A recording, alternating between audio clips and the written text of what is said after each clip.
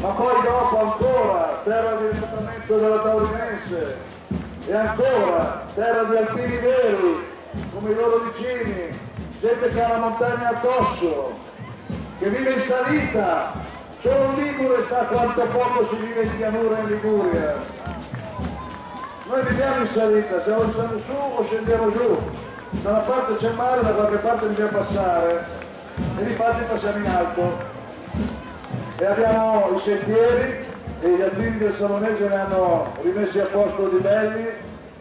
Abbiamo la tradizione alpina, la storia dei nostri vecchi del Pieve di Becco, ma anche la storia dei nostri giovani, dei nostri ragazzi, perché gli alpini liguri anche tra i volontari continuano a essercene.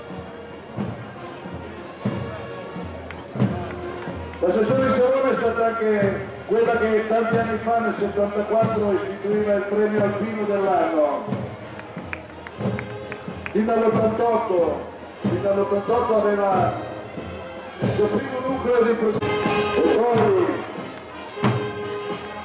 il nome di questa fanfara, la fanfara Monte d'Egua.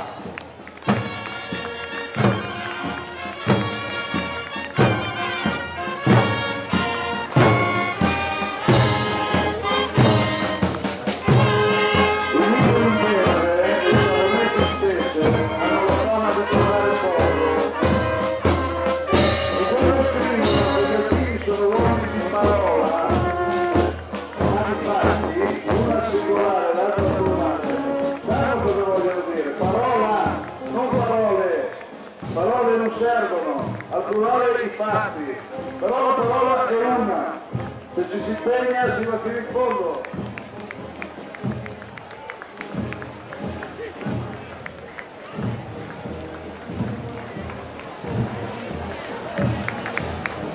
Grazie ragazzi, grande momento, anche questo azzurro che c'entra sotto il verde, che è quello che io chiamo Memà, è il mare di Alassio, il mare della Riviera, ma anche lì le montagne stanno addosso, ci vuole proprio un attimo per venire in alto.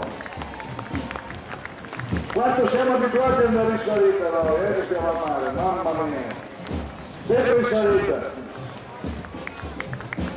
Gli alpini e che hanno tanto spirito alpino.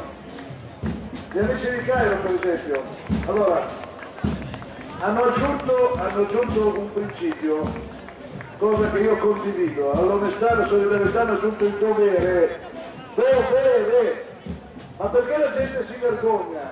In un mondo che ha solo diritti, ma ci sarà qualcuno che rispetta il proprio dovere o no? E voi lo fate, no?